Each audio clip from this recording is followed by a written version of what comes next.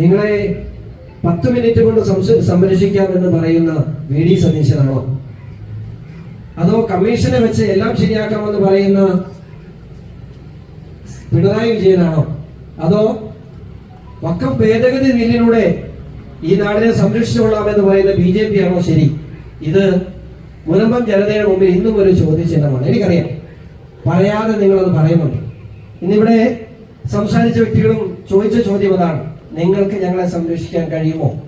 2 ആഴ്ചയ്ക്ക് മുമ്പ് ഈ സമരം വഖഫ് ഭേദഗതി നിയമം പാർലമെന്റിൽ പാസ്സാകുമ്പോൾ ആ പാസ്സാകുന്നതിലൂടെ ഈ സമരം അവസാനിപ്പിക്കണമെന്ന് ഉള്ളിലെങ്കിലും ആഗ്രഹിച്ചവരാണ് നിങ്ങളെന്ന് എനിക്ക് നല്ല ബോധ്യമാണ്. ഞാനും അതാകും, നിങ്ങളെക്കാൾ കൂടുതൽ അത് ആഗ്രഹിച്ചിരുന്ന വ്യക്തിയാണ് ഞാൻ. ഈ JPC-യുടെ കാലാവധി ദീർഘിപ്പിച്ചപ്പോ ഒരുപക്ഷെ നിങ്ങളെക്കാൾ കൂടുതൽ ഇത് സമാധാനം പറയേണ്ട ഗതികേടുണ്ടായ ഒരു വ്യക്തിയാണ് ഞാൻ. അതുകൊണ്ട് തന്നെ ആദ്യമേ നിങ്ങളെക്കാൾ മുമ്പ് ഈ ചോദ്യം എന്റെ നേതാക്കളോട് ഞാൻ ചോദിച്ചതായ ഞാൻ ഇവരുടെ മുമ്പിലും പാർട്ടിയുടെ നേതൃനിരയുടെ മുമ്പിലും ഞാൻ ചോദിച്ച ചോദ്യമുണ്ട്. പക്ഷെ അവിടെ എനിക്ക് കിട്ടിയൊരു ഉത്തരം, ഇതിനു മുമ്പ് പൗരത്വ ഭേദഗതി നിയമം CAA ഉൾപ്പെടെയുള്ള നിയമങ്ങൾ ഈ നാട്ടിൽ വന്നു. അന്ന് ഞാനും നിങ്ങളും ഉൾപ്പെടെ ഈ ഇരിക്കുന്നതിൽ ഒരു ചെറിയ ശതമാനം ആളുകളെങ്കിലും നരേന്ദ്രമോദി ഗവൺമെന്റിനെതിരെ സമരരംഗത്ത് ഇറങ്ങിയിട്ടുണ്ടോ? ഞാൻ ഇറങ്ങിയിട്ടുണ്ടോ? എന്താ പറയുന്നത്? ഈ ഇരിക്കുന്നതിൽ ഒരു ചെറിയ ശതമാനമെങ്കിലും ഈ രാജ്യത്തെ ന്യൂനപക്ഷങ്ങൾക്ക് നേരെയുള്ള കടന്നുകയറ്റമാണ് നരേന്ദ്രമോദി കൊണ്ടുവരുന്ന പൗരത്വ ഭേദഗതി നിയമം എന്ന് വിശ്വസിച്ച് തെരുവിലിറങ്ങി സമരം ചെയ്ത ഒരു വർഗം നമുക്കിടയിൽ ഉണ്ടായിരുന്നു. അവിടെ നിന്ന് ആ ഭേദഗതി നിയമം, ഇവിടെ പൗരത്വ ഭേദഗതി നിയമം ഈ നാട്ടിൽ നടപ്പിലാക്കി. ഈ നാട്ടിൽ ആ നിയമം നടപ്പിലാക്കിയിട്ട് ഈ രാജ്യത്ത് നിന്ന് ഏതൊരു ഇസ്ലാം സഹോദരനെയോ ഏതെങ്കിലും ഒരു ക്രൈസ്തവ സഹോദരനെയോ ഈ നാട്ടിൽ നിന്ന് പുറത്താക്കിയതായിട്ട് നിങ്ങൾക്ക് ആർക്കെങ്കിലും അറിയാവോ? അത് മാത്രമല്ല, അതിനപ്പുറത്തേക്ക് ഈ രാജ്യത്ത് ആദ്യമായി ആ നിയമം വഴി പൗരത്വം ലഭിച്ചത് ഒരു മുസ്ലിം സഹോദരനായി. എന്തൊക്കെ നടന്നു ഇന്ത്യയിൽ എത്രമാത്രം വലിയ കലാപങ്ങൾ പൊട്ടിപ്പുറപ്പെട്ടു. ഇതിനെല്ലാം സാക്ഷിയായവരാണ് ഞങ്ങൾ. അതിനേക്കാൾ വലിയ പ്രതിസന്ധിയിലൂടെയാണ് ഈ രാജ്യം കടന്നു പോകുന്നത്. നമുക്കറിയാം, JPC യോഗം 47 പ്രാവശ്യം കൂടിയപ്പോൾ 47 പ്രാവശ്യം JPC യോഗത്തിൽ കൃത്യമായ സംഘർഷാവസ്ഥ സൃഷ്ടിച്ചു. ഇവിടെ പ്രകാശ് സൂചിപ്പിച്ചു, കല്ലെറിയുക, കുപ്പി വെച്ചെറിയുക, കൈ കടിച്ചു പൊട്ടിക്കുക. ഏത് ഒരു MP ചെയ്ത പരിപാടിയാണ്.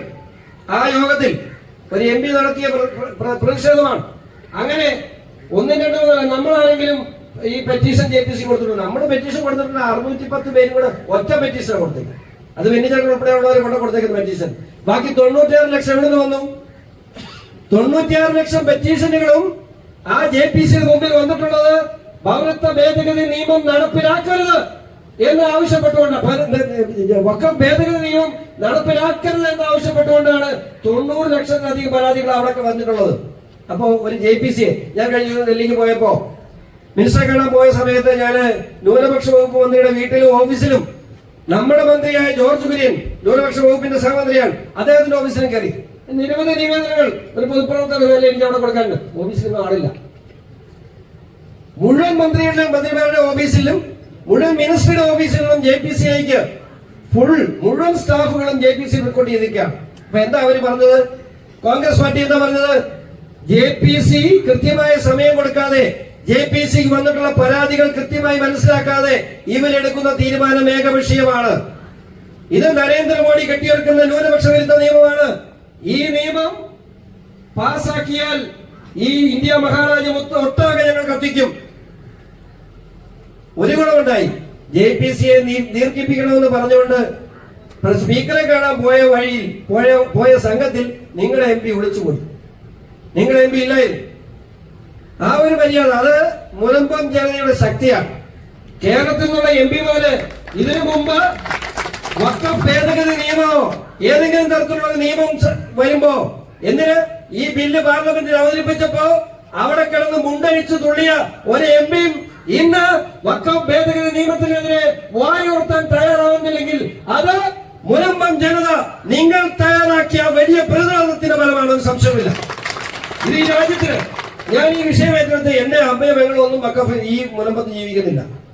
ഞാൻ ഈ വിഷയം ഏറ്റെടുത്തത് ഈ രാജ്യത്തോടുള്ള കടപ്പാടെന്നല്ല. ഞാൻ ഒരു കാര്യം തീർത്ത് പറഞ്ഞോളാം. നിങ്ങൾ ഇവിടെ കഴിഞ്ഞ ദിവസം VD സതീശനും CPM ഒക്കെ പ്രചരിപ്പിക്കുന്നതനുസരിച്ച് മുനമ്പത്തെ ജനതയെ രക്ഷിക്കില്ല, വഖഫ് ഭേദഗതി നിയമം വരില്ല. ഒരു കാര്യം തീർത്തു പറഞ്ഞേക്കാം, മുനമ്പത്ത് സമരം തുടങ്ങിയിട്ടല്ല നരേന്ദ്രമോദി വഖഫ് ഭേദഗതി നിയമം തയ്യാറാക്കാൻ തുടങ്ങിയത്. മുനമ്പത്ത് സമരം ആരംഭിക്കുന്നതിന് മുമ്പ്, മുനമ്പത്തെ വിഷയങ്ങൾ ആരംഭിക്കുന്നതിന് മുമ്പ് ഈ ബില്ല് ബിജെപിയുടെ നേതൃത്വത്തിൽ തയ്യാറായി കഴിഞ്ഞ ഗവൺമെന്റ് സമയത്ത് ഈ ബില്ലിനെ കുറിച്ചുള്ള ആലോചനകൾ തുടങ്ങിയിരുന്നു. ഈ ബില്ല് ഈ രാജ്യത്തിന് വിരുദ്ധമാണെന്നും ഈ രാജ്യത്തെ ഭരണഘടനയ്ക്ക് വിരുദ്ധമാണെന്നും നല്ല ബോധ്യത്തിന്റെ അടിസ്ഥാനത്തിൽ തന്നെയാണ് നരേന്ദ്രമോദി സർക്കാർ ഈ ബില്ല് ക്രിയേറ്റ് ചെയ്തത്. മുനമ്പം എന്തോ മുനമ്പം സമരം കൊണ്ട് എന്താണ് ഈ രാജ്യത്തിനുണ്ടായ ഗുണം? ഇതിനെ ഒരു ന്യൂനപക്ഷ വിരുദ്ധ ബില്ലായി ചിത്രീകരിച്ചപ്പോ അത് അങ്ങനെയല്ല. ഈ രാജ്യത്തെ സാധാരണക്കാരെ പാവപ്പെട്ടവന്റെ മുതുകത്തേക്ക് കുതിര കയറാൻ വഖഫ് ബോർഡിന് അധികാരം കൊടുക്കുന്ന, അനധികൃതമായി ഭരണഘടനയ്ക്ക് മുകളിൽ അധികാരം കൊടുക്കുന്ന ഒരു ബില്ലാണ് ഇതെന്ന് സ്ഥാപിച്ചെടുക്കുവാൻ മുനമ്പം സമരം കൊണ്ട് കഴിഞ്ഞു. ഒരു കാര്യം ഞാനിവിടെ സൂചിപ്പിച്ചുള്ള കുറച്ചു തുറന്നു പറയുകയാണ്. ഇവിടെ ഈ സമരസമിതിക്ക് പിന്തുണയായി വരുന്ന ഞാൻ ഉൾപ്പെടെ ആരാണെങ്കിൽ നിങ്ങൾ ഇവിടെ വന്ന് വഖഫ് ഭേദഗതി അല്ലാതെ ഇതിനെ കോംപ്രമൈസ് എന്നോ അല്ലെങ്കിൽ കമ്മീഷൻ എന്നോ അല്ലെങ്കിൽ അത് ഞാനാണെങ്കിലും പള്ളിയിലച്ചനാണെങ്കിലും കർദിനാളാണെങ്കിലും ഇവിടെ വന്ന് വഖഫ് ഭേദഗതി ഇല്ലാതെ ഈ വിഷയം പരിഹരിക്കാമെന്ന് പറയുന്നവർ മുനമ്പത്തിന്റെ ശത്രുക്കളാണ് എന്ന് നിങ്ങൾ ഇനിയെങ്കിലും തിരിച്ചറിയണം. അത് നാളെ ഞാനും പറയാം, ഭേദഗതി ആവശ്യമില്ല, നമ്മുടെ കമ്മീഷൻ റിപ്പോർട്ട് കൊണ്ട് പരിഹരിക്കാം. നിങ്ങൾ എന്നെയും ശത്രുമായി കാണണം. കാരണം ഒരു കാരണവശാലും വഖഫ് ഭേദഗതിയിലൂടെ അല്ലാതെ മുനമ്പത്തിന്റെ വിഷയം പരിഹരിക്കപ്പെടില്ല. വലിയ സമ്മർദ്ദങ്ങളുണ്ട്. ഇവരുടെ ഭാരവാഹികൾക്ക്, അച്ഛന് ഞാന് ആ പാദങ്ങളിൽ പൂവിട്ട് തൊഴുകയാണ്. ആന്റണി അച്ഛൻ ആ മനുഷ്യനല്ലാതെ മറ്റേത് വൈദികനാണെങ്കിലും ഈ സമ്മർദ്ദത്തെ അതിജീവിക്കാൻ കഴിയില്ലായിരുന്നു. കാരണം സമ്മർദ്ദം അത്ര വലിയെടുത്തുന്ന ആ വലിയിടത്തൊക്കെ ഞാൻ പോയി പറഞ്ഞു, ഞാൻ പോയി സംസാരിച്ചു. പക്ഷെ അവിടെ നിന്നും തുറന്ന് ഈ ബില്ലിനെ അനുകൂലിക്കാനോ ഈ ബില്ല് ശരിയാണെന്ന് പറയാനോ തയ്യാറായില്ല. മുനമ്പം വിഷയം പരിഹരിക്കണം. എന്താ, മുനമ്പംകാരെ പേടിയുണ്ട്, മുനമ്പംകാർക്ക് ഇച്ചിരി ഊർജ്ജം കൂടുതലാണ്. അതുകൊണ്ട് മുനമ്പം വിഷയം പരിഹരിക്കണമെന്ന് പറയുന്നതിനപ്പുറത്തേക്ക് ഇത് അടിസ്ഥാനപരമായി എങ്ങനെ പരിഹരിക്കാൻ കഴിയുമെന്ന് വർത്തമാനം പറയാൻ പോലും അവർ തയ്യാറാകുന്നില്ല. ഒരു കമ്മീഷൻ വെച്ചിട്ടുണ്ട്. ആ കമ്മീഷൻ എന്ത് തീരുമാനം എടുക്കട്ടെ, ഇന്ത്യൻ ഭരണഘടന പ്രകാരമായി ആ കമ്മീഷൻ എന്ത് തീരുമാനമെടുത്താലും വഖഫ് ബോർഡിന് ഞങ്ങൾക്കത് അനുസരിക്കാൻ സൗകര്യമില്ല എന്ന് പറഞ്ഞാൽ അതിനെ അനുസരിപ്പിക്കാനുള്ള ഒരു അധികാരവും സംസ്ഥാന സർക്കാർ നിയമിച്ചിട്ടുള്ള കമ്മീഷനില്ല. അപ്പൊ എങ്ങനെയാണ് നമ്മുടെ വിഷയം പരിഹരിക്കാൻ കഴിയുന്നത്? ഒരൊറ്റ കാര്യത്തിന് ഇന്ത്യ മഹാരാജ്യത്തിന് നേതൃത്വം കൊടുക്കുന്ന നരേന്ദ്രമോദിക്കല്ലാതെ ഈ മുനമ്പം ജനതയെ ഞാൻ ചോദിച്ചോട്ടെ, ഇവിടെ കമ്മീഷൻ പറഞ്ഞു. അപ്പൊ ഈ തളിപ്പറമ്പിൽ അടുത്ത കമ്മീഷൻ വെക്കുവോ? എനിക്കറിഞ്ഞൂടെ. ഈ തളിപ്പറമ്പിൽ അടുത്ത കമ്മീഷൻ വെക്കുവോ? പിന്നെ ഉണ്ടല്ലോ ചാവക്കാട് 60 ഏക്കർ, അവിടെ അടുത്ത കമ്മീഷൻ വെക്കുവോ? തളിപ്പറമ്പിൽ അടുത്ത കമ്മീഷൻ വെക്കുവോ? ഗുരുവായൂർ അടുത്ത കമ്മീഷൻ വെക്കുവോ? ഇപ്പൊ എത്ര കമ്മീഷൻ വെക്കും? അപ്പൊ അവിടെയൊക്കെ അവർ സമരം തുടങ്ങിയാൽ അവിടെയൊക്കെ കമ്മീഷൻ വെച്ച് പോവോ? ഇതെന്താ അവർ ഉദ്ദേശിക്കുന്നത്? മേഡം ഇവിടെ സൂചിപ്പിച്ച അഭിരാജ മേഡം ചോദിച്ച ഒറ്റ കാര്യം, 1998-ലെയും 2013-ലെയും ഭേദഗതികളിലൂടെ വഖഫ് ബോർഡിന് ഈ അധികാരം കൊടുത്തില്ലായിരുന്നെങ്കിൽ നിങ്ങൾക്ക് ഈ പ്രശ്നം ഉണ്ടാവുമായിരുന്നോ? എന്റെ ചോദ്യം അതാണ്. 1998-ലെയും 2013-ലെയും ഭേദഗതികൾ വഖഫ് ആക്ടിൽ ഉണ്ടായില്ലായിരുന്നെങ്കിൽ മുനമ്പം ജനതയ്ക്ക് ഇന്ന് ഈ കാണുന്ന പ്രശ്നം ഉണ്ടാവുമായിരുന്നില്ല. അപ്പോ പ്രശ്നം എവിടെ കിടക്കുന്നത്? പ്രശ്നം കിടക്കുന്ന വഖഫ് ആക്ടില. അത് തിരുത്തിയേ മതിയാവും. അത് തിരുത്താതെ മറ്റേത് കോംപ്രമൈസും പറയുന്നവർ നിങ്ങളുടെ ശത്രുക്കളാണ് എന്ന് മാത്രം തിരിച്ചറിയുക. ഞാൻ ദീർഘിപ്പിക്കുന്നില്ല. ഇനി അങ്ങോട്ടുള്ള ദിവസങ്ങൾ ഒരു സമരം ഇത്ര കാലം നീട്ടുകൊണ്ടു പോകാനൊക്കെ വലിയ പ്രയാസമാണ്, സത്യമാണ്, ഞാൻ അംഗീകരിക്കുന്നു. പക്ഷേ നിങ്ങളുടെ സമരം മുമ്പോട്ട് തന്നെ പോകണം. കേരള സമൂഹത്തിന്റെ അപ്പാടെയുള്ള വലിയ പിന്തുണ ഈ മണ്ണിലേക്ക് ഒഴുകിയെത്തും. അത് ഞങ്ങളുടെ വാക്കാം. അത് കക്ഷി രാഷ്ട്രീയത്തിന് അതീതമായി ഈ മുൻപത്തിന് മുകളിലേക്ക് നിങ്ങൾക്കുള്ള പിന്തുണ ഒഴുകിയെത്തും. ഇത് നിങ്ങൾക്ക് വേണ്ടി നടത്തുന്ന സമരമല്ല. നിങ്ങൾ ഈ രാജ്യത്തിന്റെ ഒരു ദുർനിയമത്തിനെതിരെ ഈ രാജ്യത്തിന് വേണ്ടി നിങ്ങൾ നടത്തുന്ന സമരമാണ്. ഇതൊന്നും നടക്കരുത്.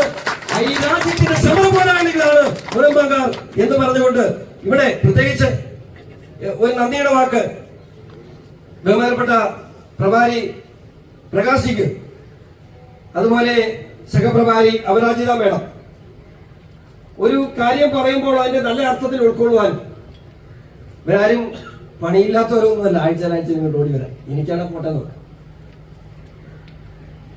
രണ്ടാമത്തെ പ്രാവശ്യം മേഡം ഇന്ന് ഈ പ്രോഗ്രാമിന് വന്നല്ല. ഇന്ന് രാവിലെയാണ് സൈചേട്ടൻ പറഞ്ഞു, മേഡം കൂടെ വരാമോ എന്ന് സൈചേട്ടൻ ചോദിച്ചു. മുൻപത്തോട്ട് ഐ ആം കമ്മിങ്, ഞാൻ വരികയാണ് എന്ന് പറഞ്ഞുകൊണ്ടാണ് മേഡം ഇന്ന് ഞങ്ങളുടെ കൂടെ വന്നു.